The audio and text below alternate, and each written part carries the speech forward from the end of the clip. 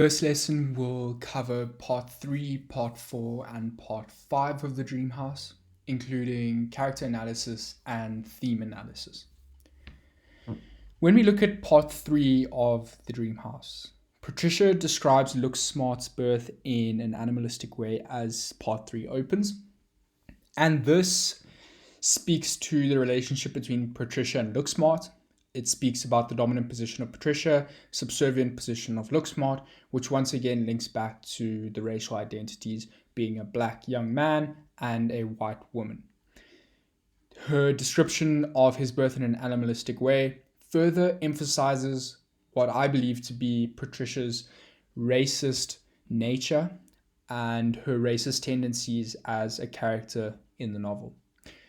John Ford and her visits to baby Look Smart when Look Smart was a child were her escapes from a reality with Richard. So in Patricia's chapter of this part 3, we are told that she viewed John Ford and her escapes to go and see Look Smart as a baby as her escape from the reality of life with Richard. In this way, the contrast shows us that her life with Richard, she viewed in a very negative way as something that was a reality she didn't want to live, and therefore she was looking for escapes from that reality. Richard goes wandering and refers to Patricia as the old bitch. In his demented state, he goes off on another wandering mission to go and find Rachel, and he digs up, and as usual, this chapter is described in a very apocalyptic and destructive way, and he sees no good in anything. Look Smart exerts his identity over Patricia by referring to himself with his native Zulu name. Now, this speaks to post-apartheid South Africa. We've gone from having Look Smart subservient to Patricia and Patricia having all the power over Look Smart to now in a post-apartheid South Africa, Look Smart has the power over Patricia. He may not have come to terms with that power, but he has the power, and him referring to himself with his native Zulu name is a way of exerting that power and showing that he is no longer powerless to a white woman. Look Smart tells Patricia that he has come to talk about Grace. We know that Grace is a source of his anger, and he describes Grace as the girl he loved. Now, this is the first time that we are shown that Grace was something more than just a friend to him. He loved her, and we get more of an understanding as to why her death would have been such a cause of anger for him. So Look Smart describes the murder of Grace as his source of hatred, as he has described in part 2 of the novel. We are told she was killed by the dog on the farm. This is all we are told up to this point. And we also told Patricia did not help. She did not want to dirty her seats. Now, this is the way that Look Smart saw it. He saw it as Patricia did not want to save Grace because she did not want Grace's blood on her seats. And Patricia then denies the events and says that Grace provoked the dog. She says that that is not why she did not want Grace on her seats in her car, and that she views the events very differently to the way that Look Smart did. Look Smart despised Becky because he was simply a puppet that Patricia controlled. He did not like the fact that Becky had no power. He was completely powerless to a white woman. Then Look Smart tells Patricia about the events which led to her death, her death being Grace's death. Richard caused the death. Richard was raping Grace. This is the first time that the semi-truth is uncovered when Beauty walked in on the events. He unchained the dog and released it on her and killed her. So we are now told that Richard was raping Grace, and when Beauty walked in, he released the dog, and the dog chased Grace and killed her. Now, Look Smart wants Patricia to admit guilt and come to terms with the past. He wants her to realize that this is the truth and that she has been blind to the truth her whole life. Becky's attitude has also changed now that Look Smart has come back to the farm. He has shifted to an attitude similar to Look Smart's.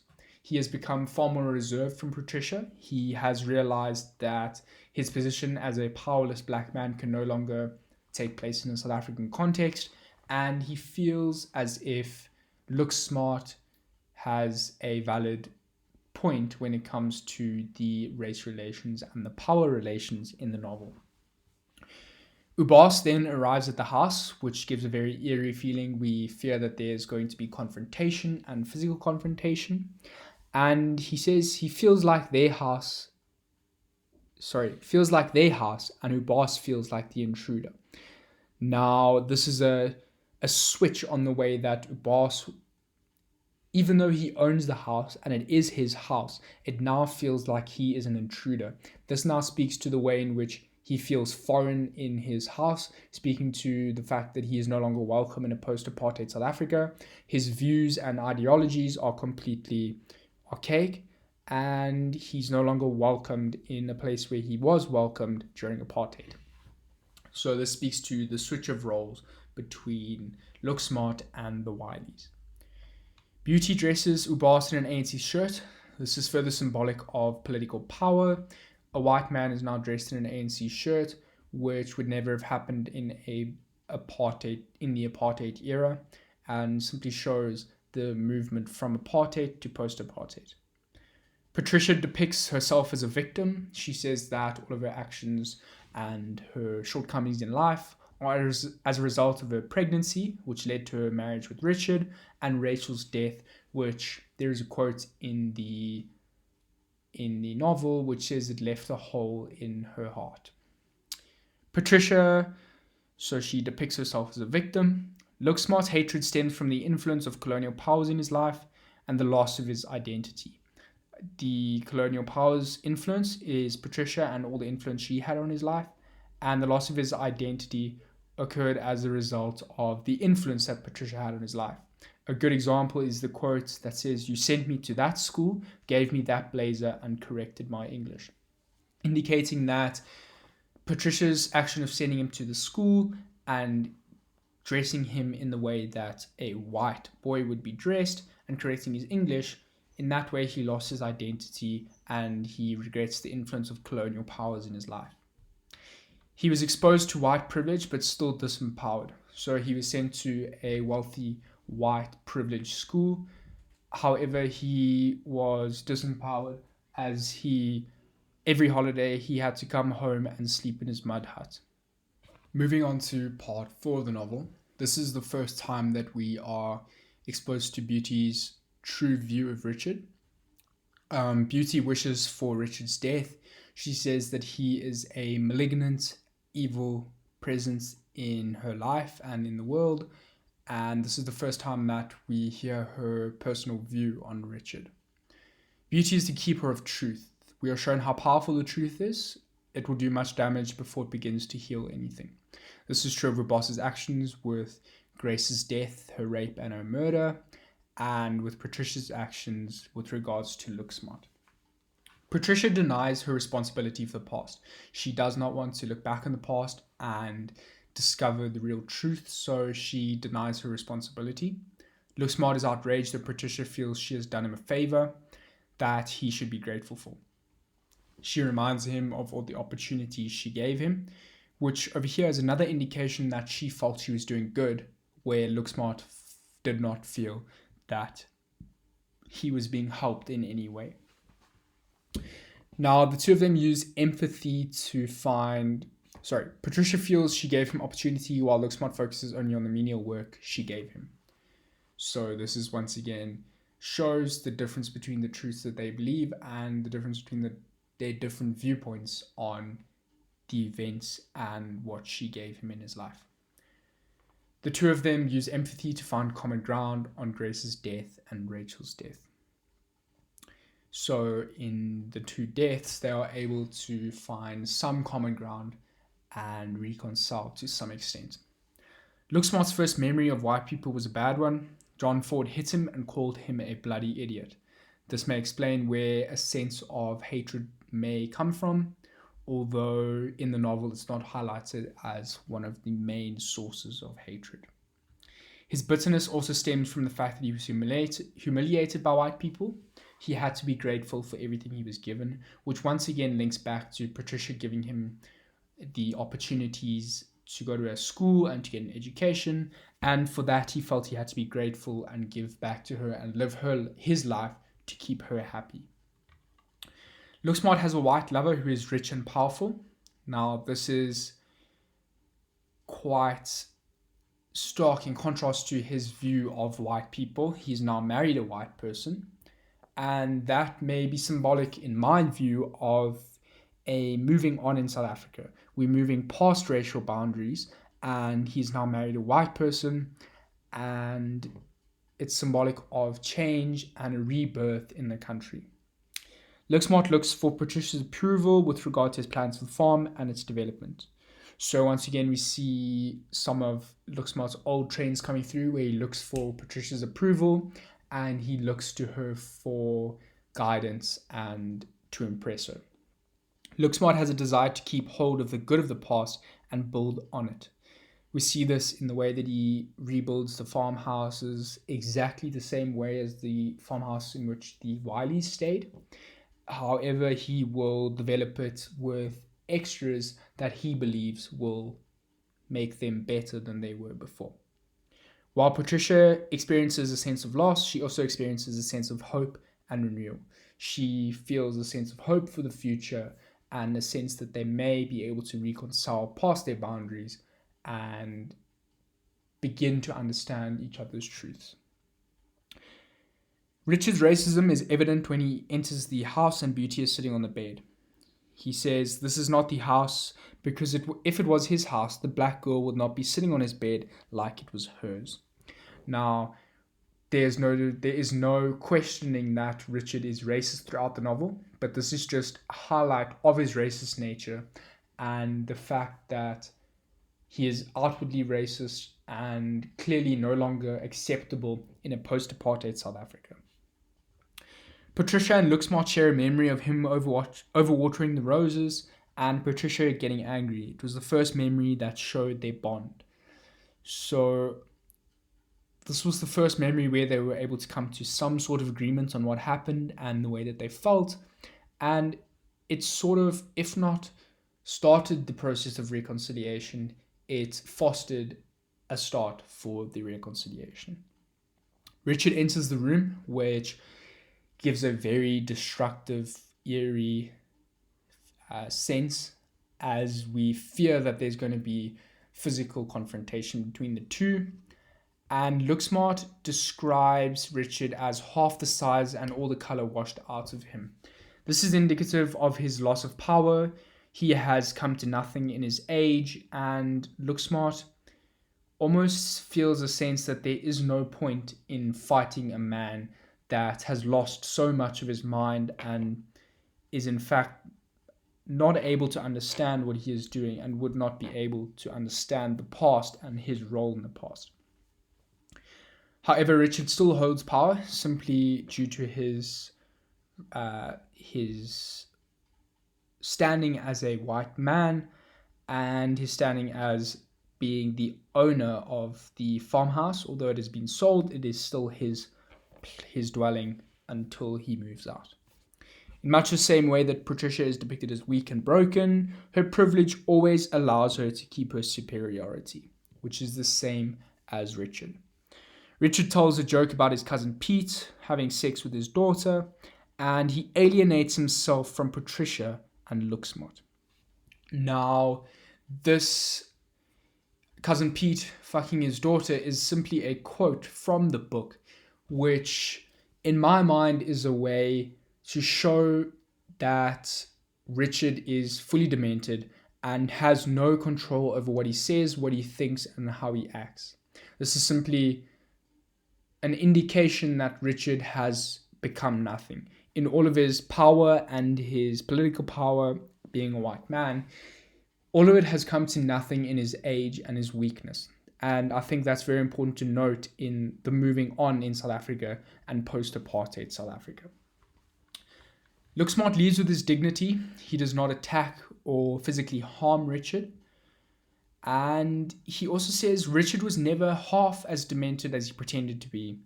He recalled Grace's child. He killed her because she would not abort.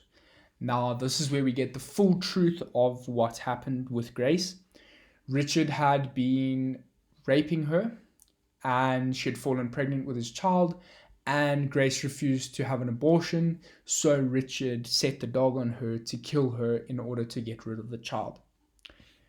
Looksmart had then achieved what he aimed to achieve. He found his dignity and commitment to his own family, and he cut his emotional ties with Patricia. He had come to the farm to speak to Patricia to try and find a middle ground and reconciliation between the two. And in my mind, I don't think that they found full reconciliation. I don't think that they fully understood each other's different views, and I don't think that they ever came to terms with the way that the events played out. But I do believe that they were set on a path to reconciliation. I believe a thought process had been instilled in both of the characters, and much in the way that after apartheid, we as a South African society were put on a path to a better country and for good change. Although it didn't happen instantaneously, we are still on that path. I believe that this conversation between the two is symbolic of the exact same thing in the country, and it set them on a path to be able to reconcile and promote change between them and their relationship. Then we move on to part 5 of the novel. Rachel's body will be dug up and taken to Durban with him.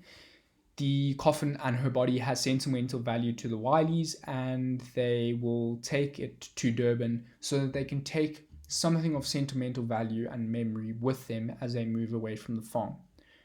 John Ford commits suicide.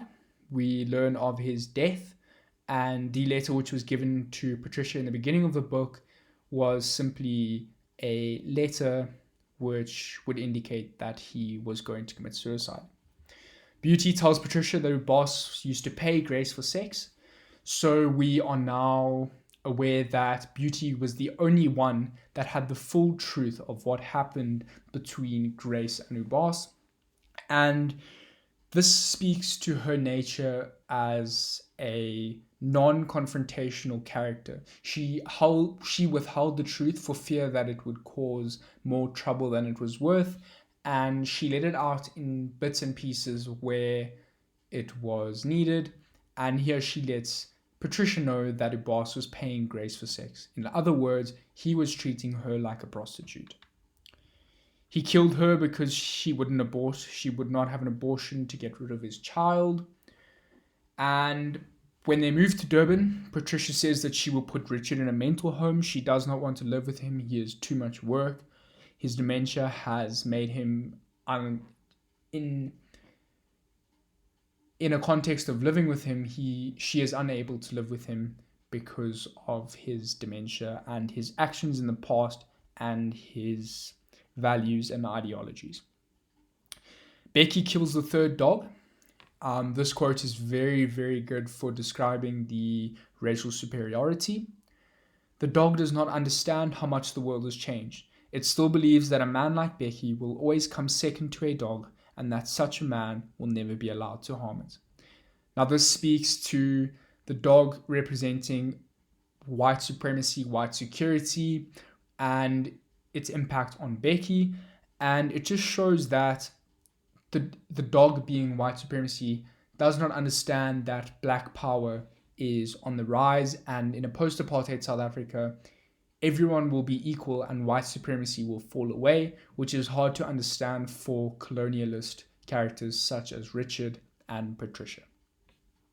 Patricia hands the keys to Looksmart as they pass in the driveway. Patricia and the Wileys and Richard and Becky are now driving to Durban, where they will move into the house on top of the hill that overlooks the sea. And this is symbolic of moving on and the end of white supremacy. Looksmart will now move in, demolish the farmhouse, and rebuild it in a way in which it will be acceptable and promote post-apartheid South Africa in a positive way. Then we move on to themes within the novel. When we look at themes, there are a number of themes. These were the most important that I picked out and I was able to use in literature essays and in my understanding of the novel. First, the nature of truth. Throughout the novel, there are multiple versions of the truth, and the reader is encouraged to acknowledge the truth may not be a straightforward matter to establish. We see this in Patricia and Looksmart's conversation. We see that there are a number of truths from different perspectives, and we realize that looking back on the events, there is no one truth. We need to look at all of the truths, weave them all together in order to form one truth. When we look at power and control, this is shown through both Richard's lust for control, but also Looksmart's, as he plans to intimidate and villainize Patricia for her actions. That's pretty self-explanatory. The power and control is evident throughout the novel through Patricia, Looksmart, and Richard. Now, the shifting of power and the changing roles. Richard was once strong, vibrant, charming. He's now old and demented and moth-like. Patricia was once young, strong, and lively, now frail, overweight, and vulnerable. And on the other hand, Looksmart was once small, weak, and powerless. He's now wealthy, powerful, and angry. This simply speaks to the shifting of power and changing roles in a post-apartheid South Africa. And racially, this is very historically accurate as white supremacy came to an end in South Africa and equality began to come through in what we do. Then we move to perspective and how it shifts our view of the narrative. So each character has their view of the truth, but individually these are all flawed and incomplete. We see in each character's description of events, there is part truth and part emotion and involvement in the event. And only when all of these truths are combined does the narrative complete itself and become objectively true. When we look at death and loss, shown through the constant loss and suffering, not only the physical death of Grace and her child, John Ford and Rachel, but the death of relationships between characters and the death of the ideals, morals, and beliefs that characters once had about each other and about themselves. That's self-explanatory. The easiest way to look at this would be through Looksmart and Patricia's relationship throughout the novel. Then we look at atonement and remorselessness. Patricia very rarely chooses to apologize for her or Richard's actions, rather shifting blame or denying the accusations. Richard, in his demented state, takes this one step further, insulting Looksmart to his face and attacking him when he finally finds his house, indicative of the fact that neither of them show any remorse for their actions in the past. Then we look at disillusionment. Characters lose their ideas of others constantly. Both Patricia and Looksmart's view of each other shift rapidly to form the duality of what they once thought, as do their perceptions of themselves. Patricia grows to loathe Richard, once learning of his acts and even beauty, who once was, and to an extent still is, petrified by her boss. She feels more comfortable around him, as to lie and mislead when she finds him in the woods. So our theme of disillusionment comes through very strongly in the novel and is a very important aspect of the novel that we should look at when we study the novel. When we look at characters, we'll go through each character and a short little description just for your sakes, just to regather information on each of them. And it's always good to understand each character for a literature essay and for any questions that may arise from the novel. Patricia is the central female protagonist of the novel. Her character is defined by disappointment and disillusionment. We see that with the death of Rachel, we see that with Richard, we see that with Looksmart. Patricia is a character with which the reader is able to sympathize. We see that from the death of Rachel and from her bad relationship with Richard, and throughout the novel she lacks fulfillment and opportunity. She aims to form a bond in her life. Ford and Looksmart, we see that she tries to form a bond with John Ford and Looksmart. However, both attempts are unsuccessful. John Ford lands up committing suicide and she loses him in her life, and Looksmart, her relationship is broken with him.